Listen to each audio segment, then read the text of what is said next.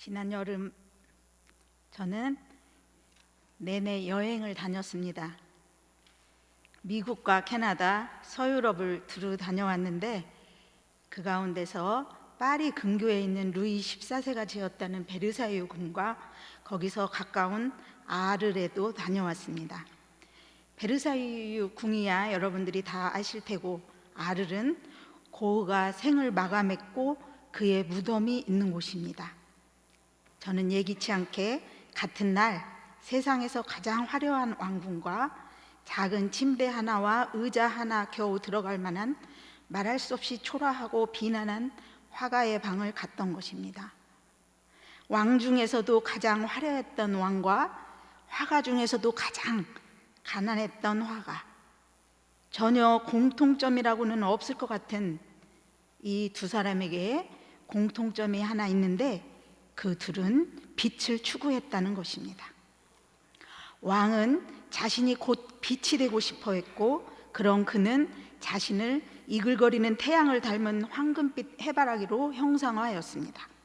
그런 그는 궁을 번쩍번쩍 빛나는 금붙이를 붙여서 빛나게 했고, 모든 사람들을 자신의 발 아래 두고 자신을 우러러보도록 했습니다. 궁 안 곳곳에는 자신의 절대성과 거기에 반항하면 어떻게 되는지를 암묵적으로 시사하는 물건들과 그림, 그리고 조각 작품들로 치장되어 있었습니다.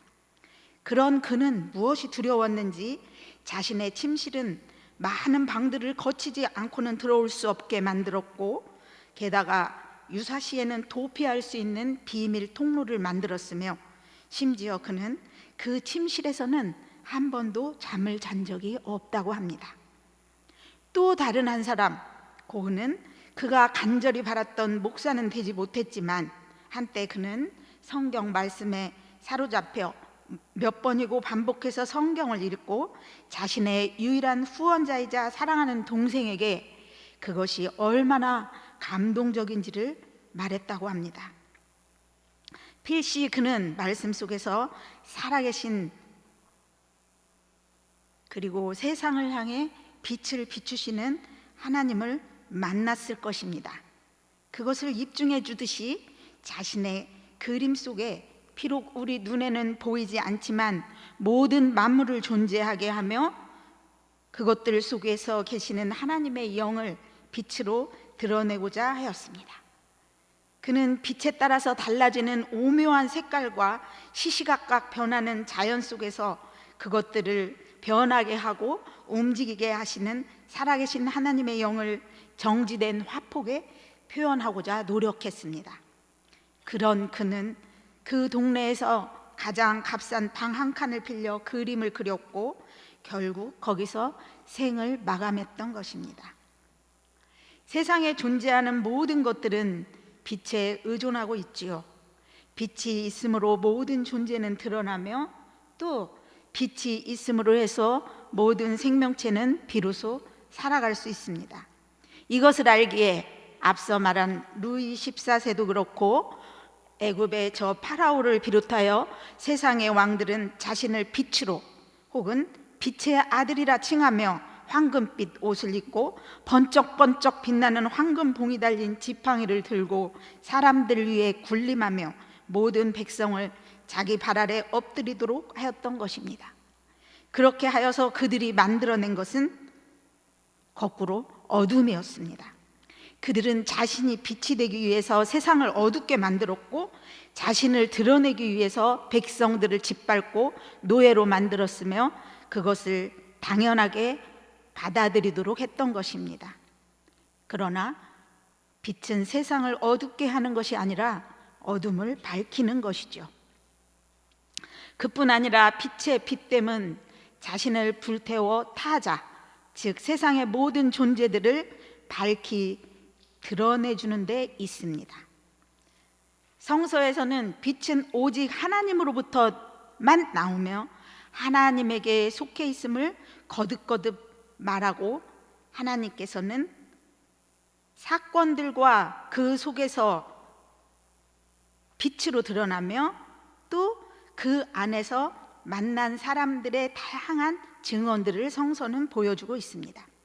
하나님께서는 빛을 창조하셨고 빛으로 생명의 꽃을 피우시고 또 죽음과 절망의 어둠 속에서 살려달라고 울부짖는 백성들을 생명의 길로 이끄셨습니다. 하나님께서는 히브리들이 파라오의 지배 아래서 종살이하며 어둠 속에서 살려달라고 울부짖을 때 그들의 절규에 귀 기울이시며 그의 종 모세를 시켜서 그들을 빛 가운데로 나오게 하셨습니다.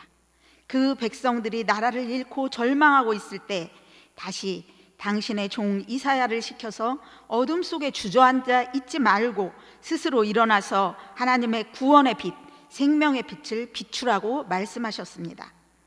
그 근거는 하나님의 구원의 빛이 너에게 빛이었고 주님의 영광이 아침 해처럼 내 위에 떠올랐다는 것입니다. 그리고 그것은 저 파라오나 절대 군주들처럼 자신이 스스로 빛이 되어 세상을 어둡게 하고 백성들을 어둠의 자식들로 만들기 위한 것이 아니라 어둠이 온 땅과 민족들을 덮을 것이기 때문이라고 합니다.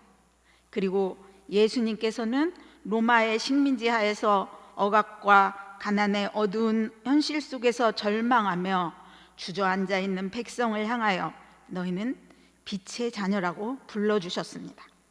그리고 빛의 자녀답게 당당하게 일어나 세상의 어둠을 밝히는 빛이 되라고 말씀하셨습니다. 그리고 자신이 빛이 되는 대신 어둠 속으로 물러나셨습니다.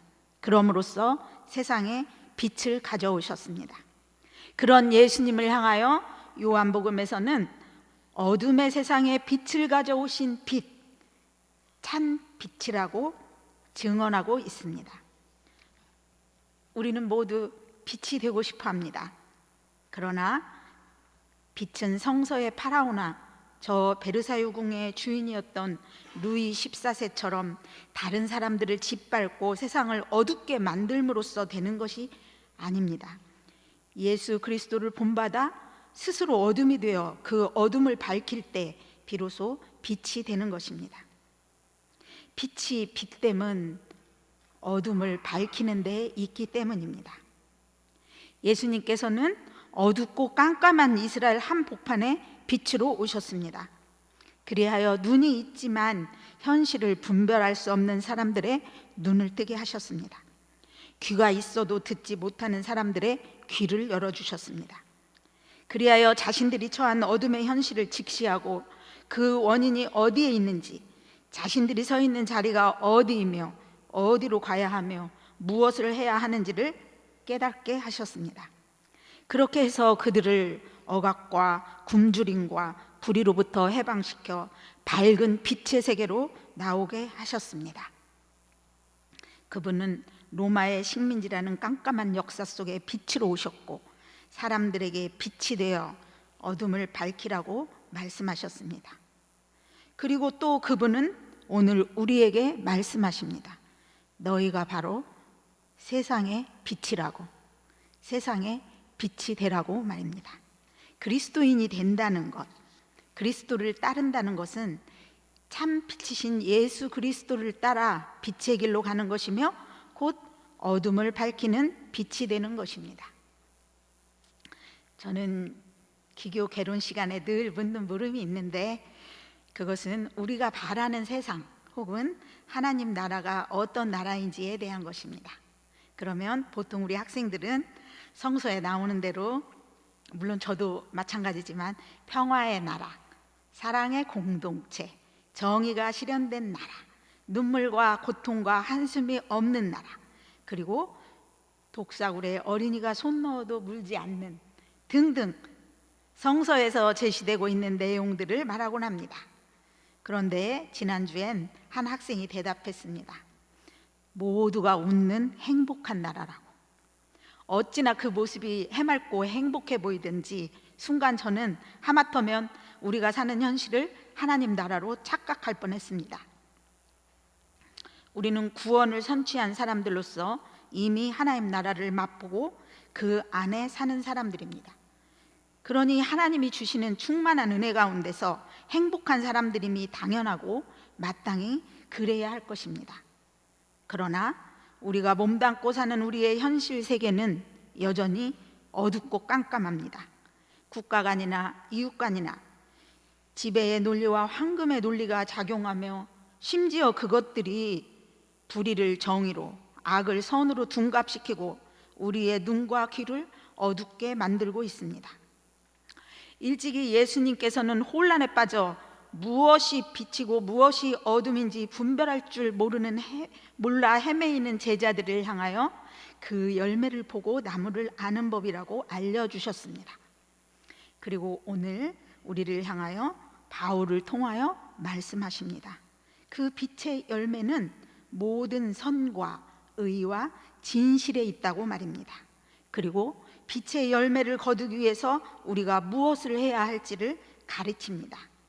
그것은 어둠의 일에 끼어들지 말고 그것을 폭로하라는 것입니다. 빛과 어둠이 혼재되어 있는 시대에 특히 어둠의 세력이 너무 강하여 전체가 어두울 때 빛을 찾기란 참으로 어렵습니다. 그러므로 먼저 우리가 갖추어야 할 것은 분별력입니다. 우리가 진리를 탐구하는 것은 바로 이 분별력을 얻기 위한 것입니다. 그런데 성서의 지혜자는 모든 지식의 근본은 여호와를 두려워하는 데 있다고 가르쳐 줍니다. 모든 불의와 악은 그리고 어둠의 세력은 여호와를 두려워하지 않는 데서 비롯되기 때문입니다. 그러므로 우리가 분별력을 얻기 위해서는 하나님을 두려워하며 오직 그 판단의 잣대가 내가 아니라 나의 의지나 뜻이 아니라 하나님의 뜻과 하나님의 의가 되어야 할 것입니다. 그것은 결국 선과 의와 진실, 다른 말로 하면 진리로 드러날 것입니다. 우리는 이 열매를 잣대로 하여 판단하고 행동해야 할 것입니다. 다음으로 우리가 해야 할 것은 어둠의 일을 폭로하는 것, 즉 악을 악이라고 폭로하는 것입니다. 이것을 위해서는 용기가 필요합니다. 눈이 있지만 보지 못하고 귀가 있어도 듣지 못하고 입이 있어도 말을 못하는 것은 첫째는 분별력을 잃어버려 무엇이 옳고 그른지 무엇이 선인지 악인지 도시 모르기 때문입니다. 둘째는 비겁해서입니다. 악을 악이라고 선을 선이라고 말할 수 있는 것, 그것은 분명히 용기입니다. 그리고 예와 아니오를 말할 수 있는 것, 그것은 또한 용기입니다. 이 모든 것들과 함께 삶을 실천으로 옮기는 것, 그것은 더 큰 용기를 요구합니다. 세 번째로 우리가 해야 할 것은 세월을 아끼는 것입니다. 세월을 어떻게 아낀답니까? 아니, 세월을 아낀다는 것은 무엇입니까? 그것은 적당히 세상을 즐기며 안락하게 사는 삶을 꿈꾸며 즐기는 것이 아니라 깨어서 우리가 사는 현실을 직시하고 보다 나은 미래를 꿈꾸며 어둠의 현실에서 절망하며 주저앉아 있는 것이 아니라 일어나 빛의 열매를 맺기 위해 치열하게 준비하는 것입니다. 사랑하는 여러분, 우리는 모두 빛의 자녀로 부름받은 사람들입니다. 우리 각자가 그리고 우리 한신 공동체가 빛의 자녀답게 어리석은 자가 되지 말고 방탕한 삶을 살지 말며 어둠을 환히 밝히는 빛이 되기를 바라봅니다. 여러분들이 아멘 하니까 눈물이 나오려고 하네요. 마지막으로 저는 이곳 한신 동산이 이런 곳이 되었으면 참 좋겠습니다. 우리의 이웃, 사람을 포함한 모든 생명체를 향해서는 하나님의 눈과 마음으로 바라보며 그리하여 그 무한하신 사랑과 긍휼히 여기는 마음을 닮으며 진리를 쫓아감에 있어서는 우리 모두가 하나님을 두려워하며 그분의 뜻을 쫓으며 빛의 열매인 선과 의와 진실을 거두고 그것을 위해서 누구나 자신을 활짝 열고 서로 존중하면서 무엇이든 자신의 말을 당당하게 하며 서로에 대한 신뢰를 바탕으로 대화와 토론이 이루어지고 공통된 합의를 이루어내며 함께 자신과 이웃과 세상을 변화시켜 나가는 그런 곳 말입니다.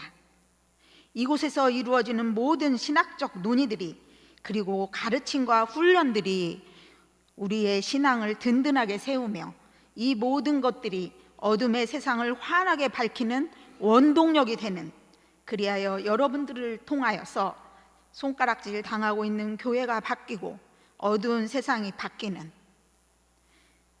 그리하여 여러분의 그 해맑은 웃음도 행복도 우리의 것만이 아니라 우리 모두의 것이 되는 그런 세상을 만들어갈 수 있기를 바라봅니다.